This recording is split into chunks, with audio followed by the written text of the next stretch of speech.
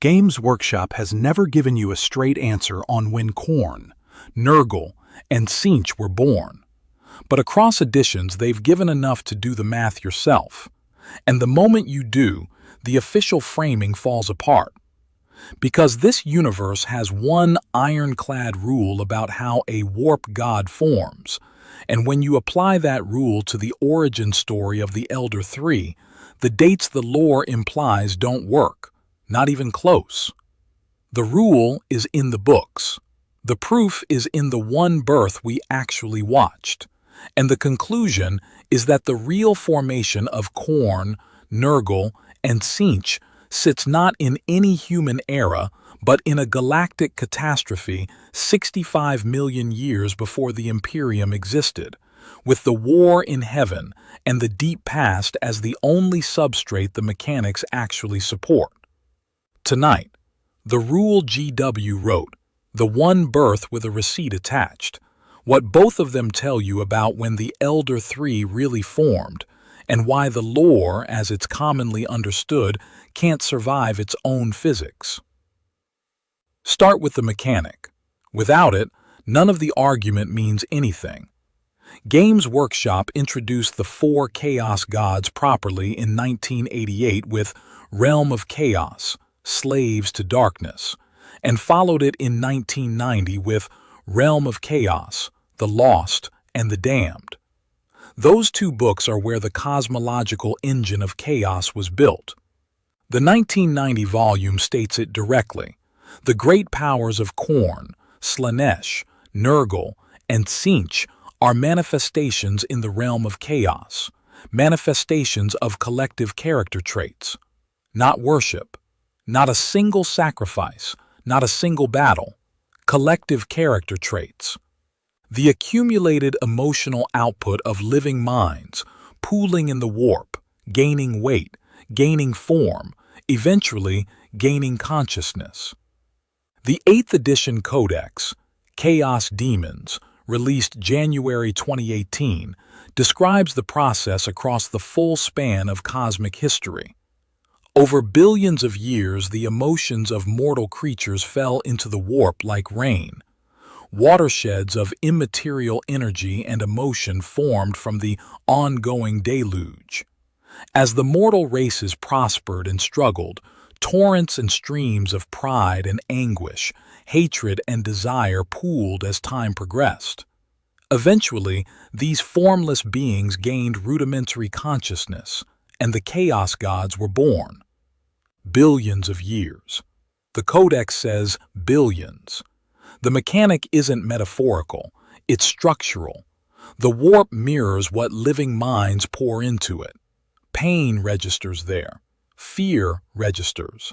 Every small cruelty, every private terror, every act of violence echoing into the immaterium and settling like sediment. The Lexicanum's Gods of Chaos article preserves a passage from Black Library canon that makes the feeding mechanism visceral and specific. On my pilgrimage, I learned much. Win or lose, the gods feast on our deeds. A man pets a stray, and his small pleasure in the act of kindness feeds Slaanesh.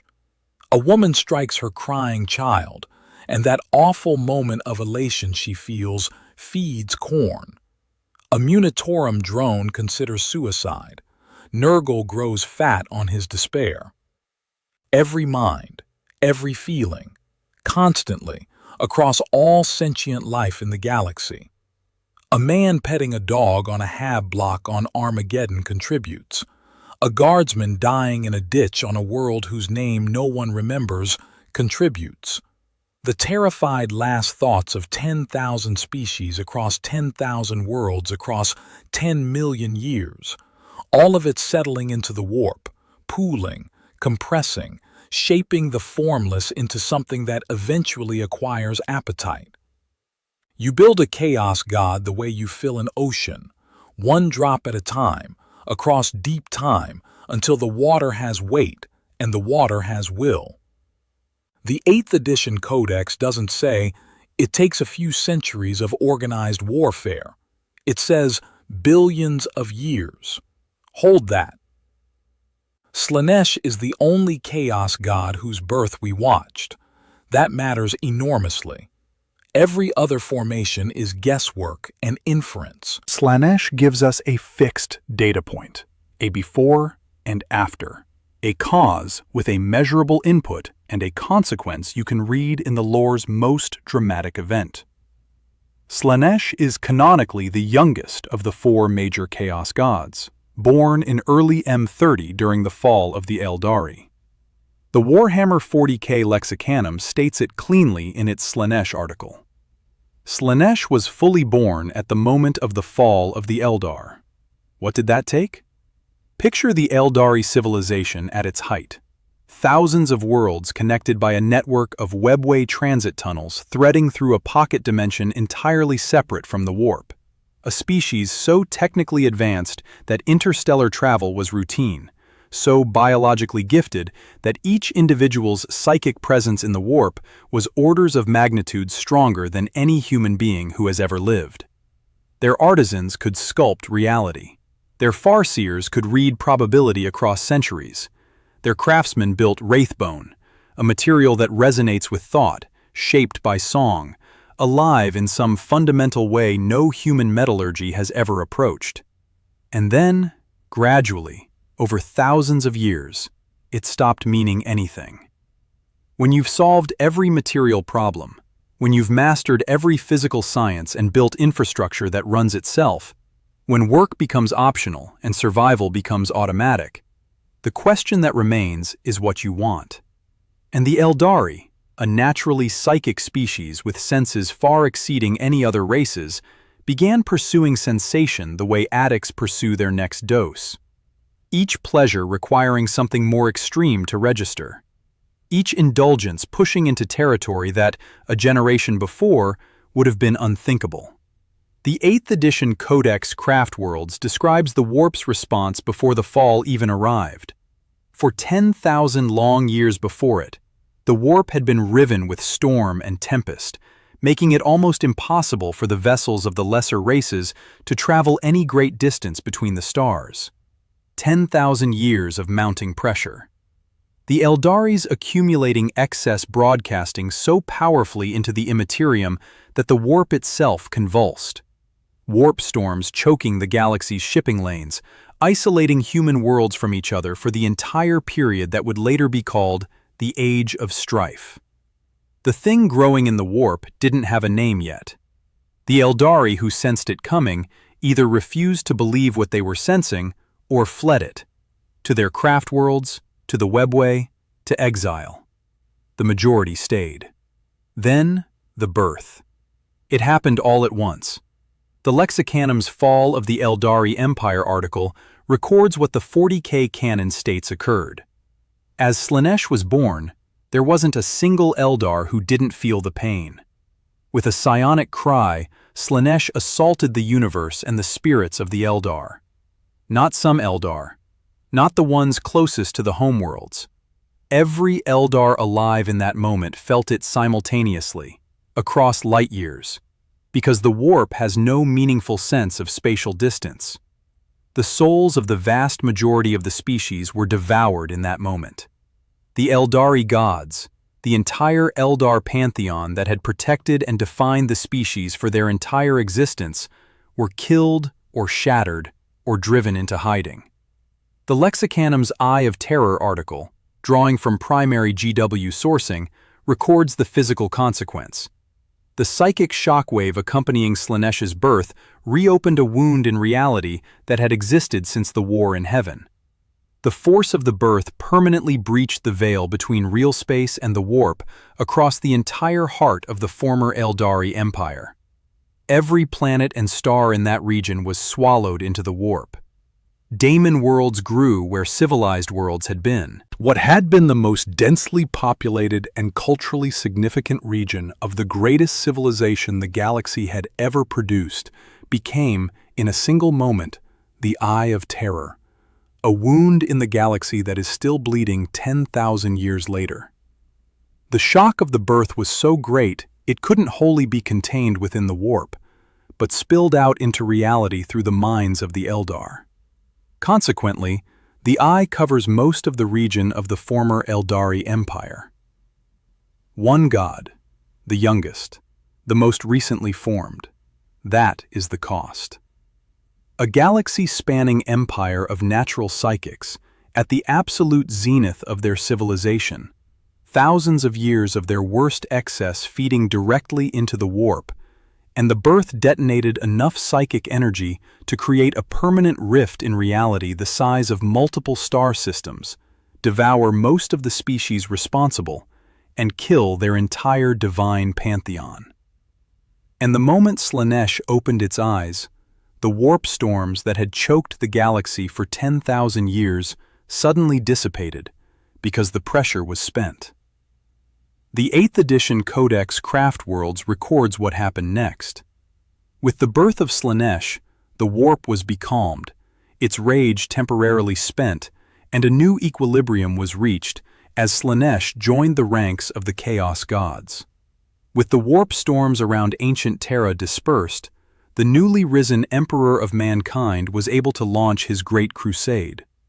Slaanesh's birth was the starting gun for the 30K era. The Great Crusade happens because Slaanesh was born, and the warp calmed enough for the Emperor's ships to travel. Keep that number. The price of the youngest god. Because everything else in this argument is measured against it. Realm of Chaos, The Lost and the Damned, published in 1990, is one of the 2 foundational codex-level documents of chaos cosmology, the book that established the chaos gods as manifestations of collective character traits. The same book explains when the Elder Three became sentient. It ties them to Earth, to Terra's Middle Ages. The text states that the first 3 chaos gods became sentient during the medieval period of human history on Terra. Khorne first, from the wars and bloodshed of early human civilization. Then Tzeentch, from the politicking and double dealings of developing human societies. Then Nurgle, from the plagues and contagions spreading through those prospering societies. The Lexicanum's Gods of Chaos article cites this directly to the 1990 book, and the Lexicanum's main Chaos article, sourcing it to the 1988 Slaves to Darkness, states that just before the birth of the Emperor of Mankind, the 3 elder chaos gods had already begun to take form, although it would take until the end of Terra's Middle Ages for them to fully awaken. Both foundational chaos volumes. Same anchor, Medieval Earth. A community forum post, explicitly citing the 1990 Realm of Chaos book, lays out what readers understood from those original pages. Khorne, Tzeentch, and Nurgle became sentient in M2, the second millennium. The Crusades, the Black Death, the Renaissance. The god of all war in the galaxy achieved full sentience at roughly the same time as the Battle of Hastings. So there it is, the original text, sitting in the foundational lore document, still cited by forum members 30 years later because nothing definitively replaced it. The god of all rage, all murder, all war that has ever happened anywhere in the galaxy, first achieved sentience from the wars of medieval humanity on a single planet. The fandom understood immediately what this meant. On one of the most watched chaos lore videos on this platform, pulling in over 750,000 views, the biggest comment doesn't praise the lore. It calls it out. Over 1,000 upvotes, verbatim. You're telling me that the war in heaven didn't birth Khorne, but the single Mongol horde of a mortal dynasty on a single world was enough to birth a chaos god? Nonsense. A second comment corroborating it directly below, over 600 upvotes. The fandom did the math and refused the answer, because the answer breaks the rule. Run the Slaanesh comparison directly against the medieval Earth claim. Slaanesh required a galaxy-spanning empire of natural psychics at the absolute height of their civilization, thousands of years of accumulated excess feeding directly into the warp, with the birth detonating enough psychic energy to rip a permanent wound in reality across an entire arm of the galaxy, creating the Eye of Terror, devouring most of the species responsible, killing their entire pantheon, and calming 10,000 years of galaxy-wide warp storms in a single catastrophic release. Khorne supposedly required the wars of medieval humanity. One planet, one species without a psychic signature remotely comparable to the Eldari. Humans, who in the 40K universe are notable for being marginally psychic as a species, a trait that is considered dangerous precisely because it's weak and uncontrolled. One planet among billions. The 8th edition Codex Chaos Demons describes Khorne as currently the mightiest of all the dark gods because murder and blood sacrifice stretch all the way to the dark beginnings of the universe. That's GW's own phrasing in the 2018 Codex, not murder and blood sacrifice since the Crusades. The dark beginnings of the universe.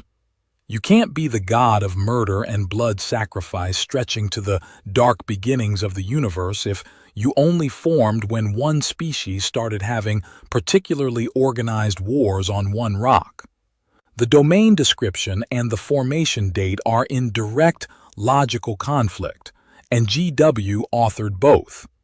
The 4th edition Codex Chaos Space Marines, per the Lexicanum, describes Khorne's domain as encompassing the most basic and brutal of sentient emotions.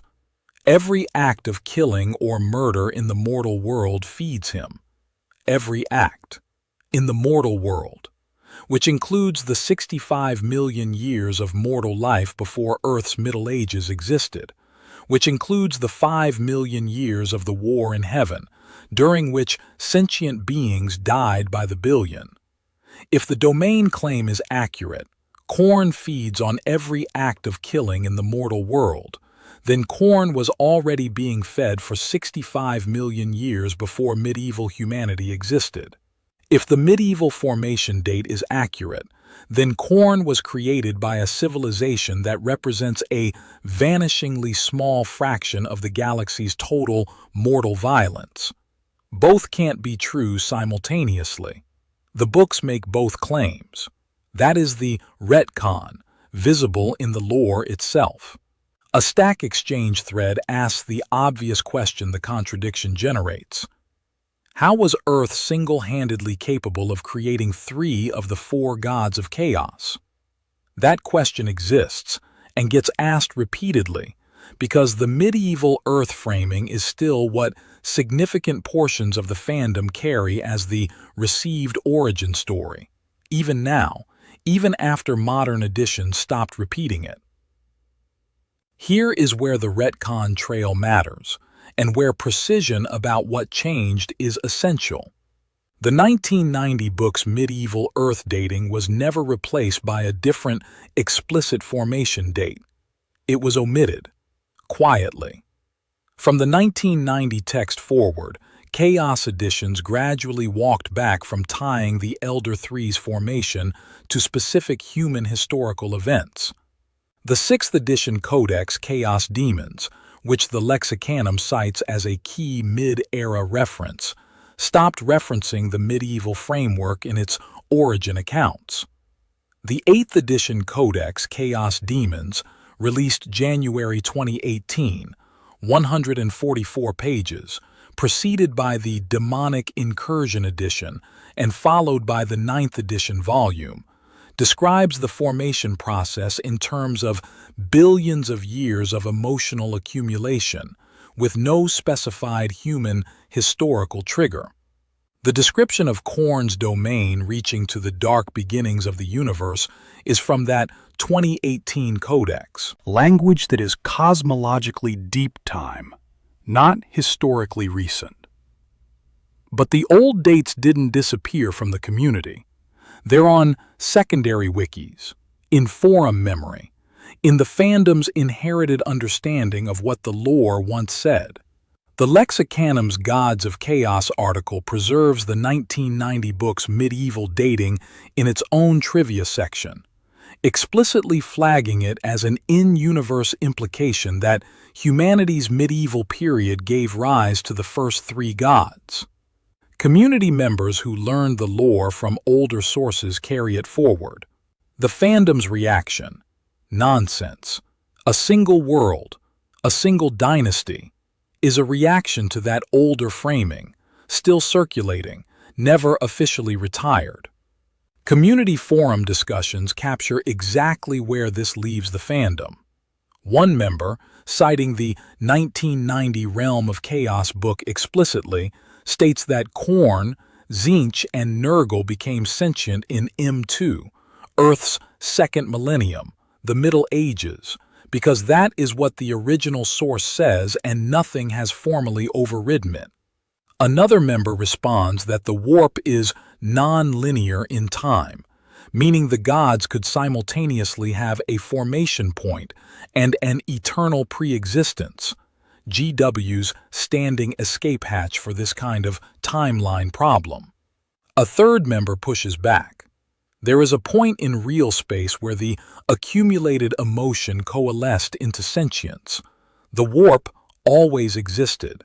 The potential for the gods always existed in it. But the coalescence, the moment the accumulated emotion achieved weight and consciousness, happened at a specific historical moment. The medieval Earth framing places that moment in one civilization's bad century.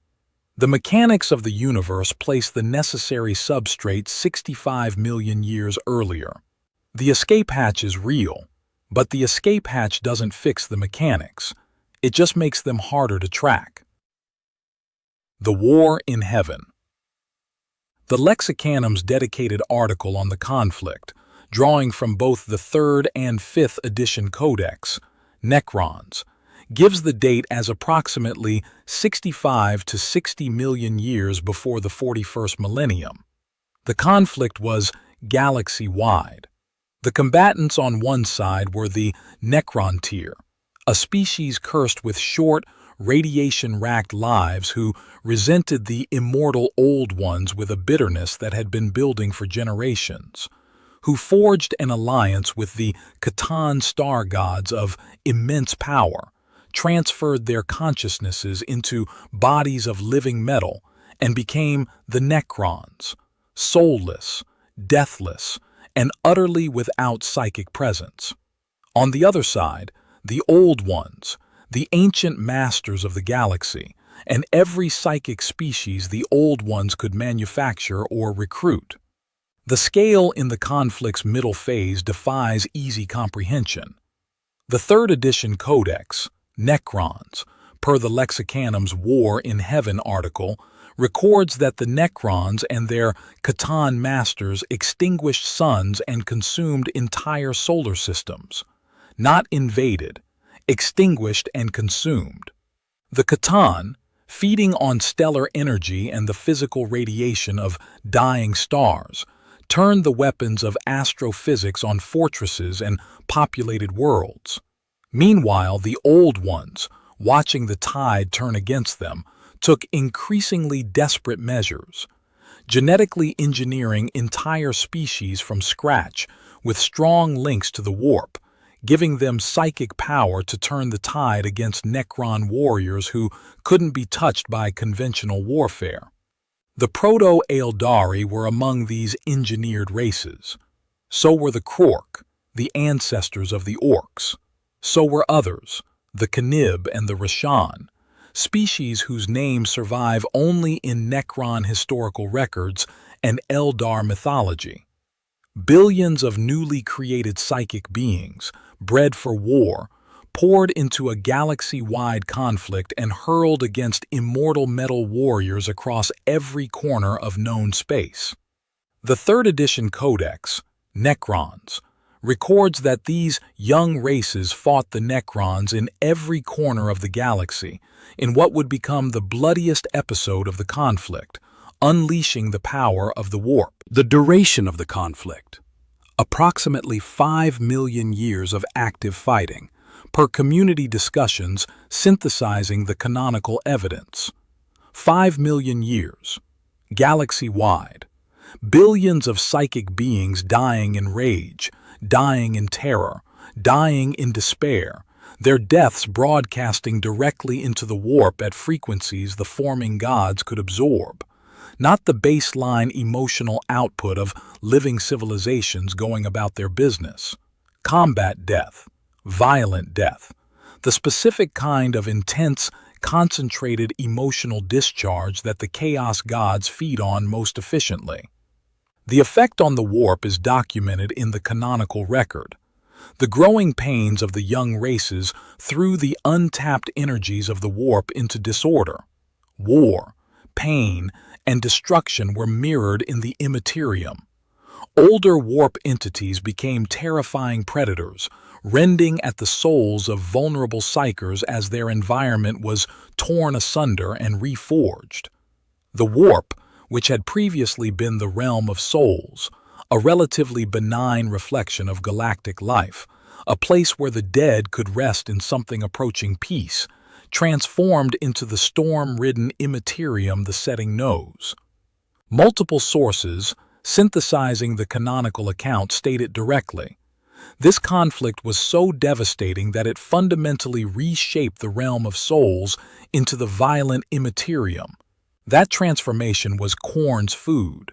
That transformation was Nurgle's food. That transformation was Tzeentch's food. Run the formation mechanic against this. Billions of psychic beings, engineered for combat, dying in violence and despair across 5 million years of galaxy-wide war. Every death broadcasting into a warp being actively reshaped by the input. Warp predators growing stronger and more coherent as the emotional deluge fed them. Older entities that had been mere shadows taking on weight and will and ambition. The Imperium itself transforming from something passable, something the old ones had used freely, into something hostile and increasingly dangerous to traverse. By the Slaanesh standard, what it cost to birth a god, the war in heaven provided the substrate for all three elder gods many times over. Khorne, the embodiment of war, murder, and bloodshed, had 5 million years of the most destructive conflict the galaxy has ever recorded available, fed by billions of psychic beings dying specifically in the kind of violent death that empowers him. Nurgle, who feeds on despair, disease, and the fear of death, had the death toll of entire engineered species exterminated across 5 million years, and the enslaver plague at the war's end, a literal galaxy-spanning pandemic caused by warp entities possessing the psychic young races en masse, represents the kind of mass death and disease that constitutes Nurgle's entire domain compressed into a historically compressed outbreak. Tzeentch, who feeds on scheming, ambition, hope, and the manipulation of fate, had the Old Ones themselves, a species of near-incomprehensible intelligence who had mastered reality itself, engineering entire races as tactical pieces in a war they were losing, and the C'tan's manipulations, and the Necrontyrs' Triarch Council engineering a civilization-scale alliance with godlike entities to achieve immortality. Tzeentch's domain is the war in heaven, played out across 5 million years. This is the channel's reading. There is no single codex line that states Khorne coalesced at the war in heaven 60 million years ago.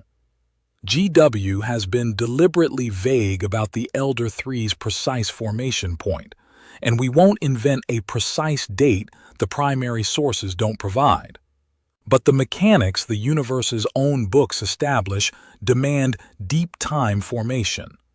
The war in heaven is the only event in canonical 40K history that provides the scale the rule requires. On that reading, the only reading the formation mechanic actually supports, Khorne, Nurgle, and Tzeentch are war in heaven era formations, or older. Not medieval Earth formations. Not recent by any definition that word has ever carried. There's a second line of attack that runs parallel to the Slaanesh comparison, and it comes from the gods' own titles. Read what GW says each of the Elder Three actually is. Khorne, the god of hate, rage, war, murder, bloodshed, and martial honor. The 8th edition Codex Chaos Demon states his power reaches to the dark beginnings of the universe. The 4th edition Codex, Chaos Space Marines, per the Lexicanum, describes every act of killing or murder in the mortal world as feeding him. Every act, everywhere. The Warhammer Fantasy Battle Army's Demons of Chaos book, per the Lexicanum's Khorne article, describes him as the second eldest of the major ruinous powers, and the moat of blood surrounding his brass citadel as filled with the blood of his victims across space and time. Across space and time, not across medieval Europe. Nurgle, the Lord of Decay.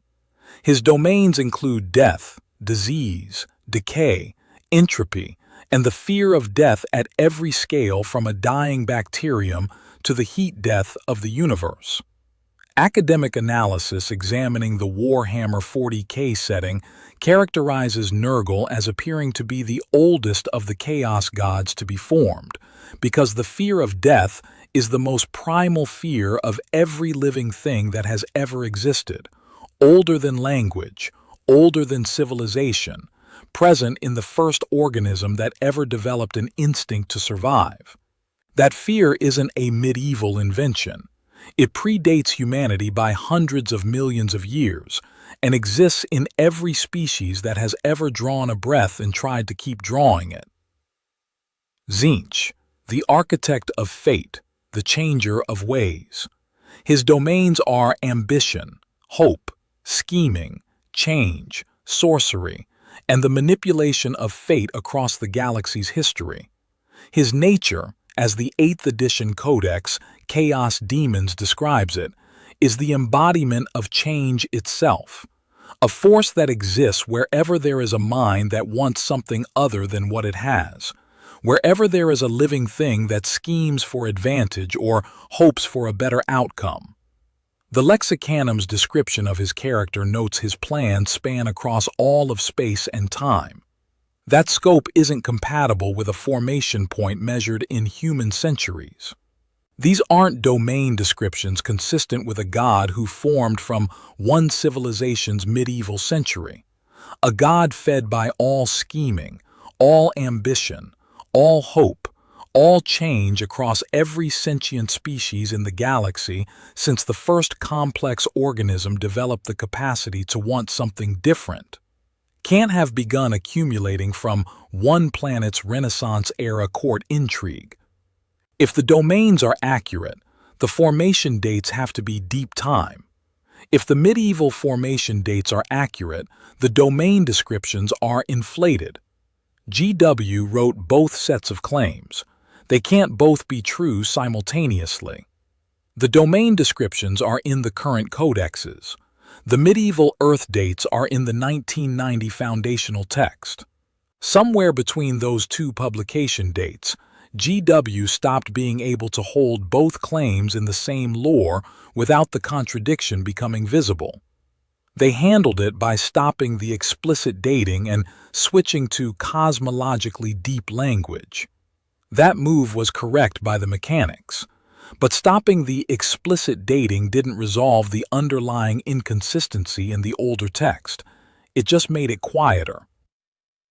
This next section is the channel's read of GW's editorial choices, stated as interpretation, not confirmed policy.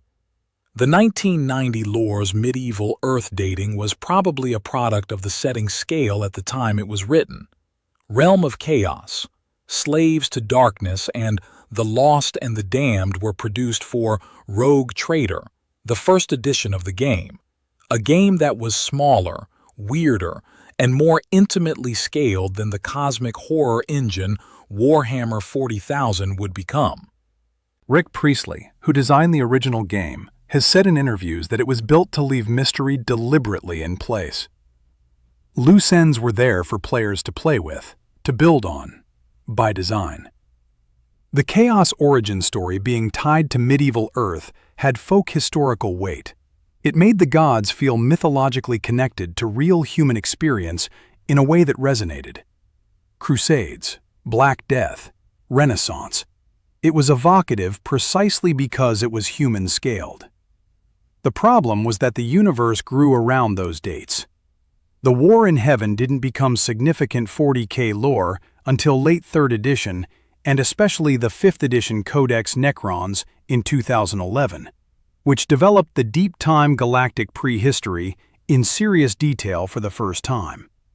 As that lore built out a galaxy 65 million years old, with civilizations that predate humanity so vastly that the entire Imperium's 10,000 years of history represents a geological eye blink. The medieval Earth dates started to look like what they were: small, recent, and parochial at galactic scale. The channel would also note what the Age of Sigmar setting does and doesn't do for this problem.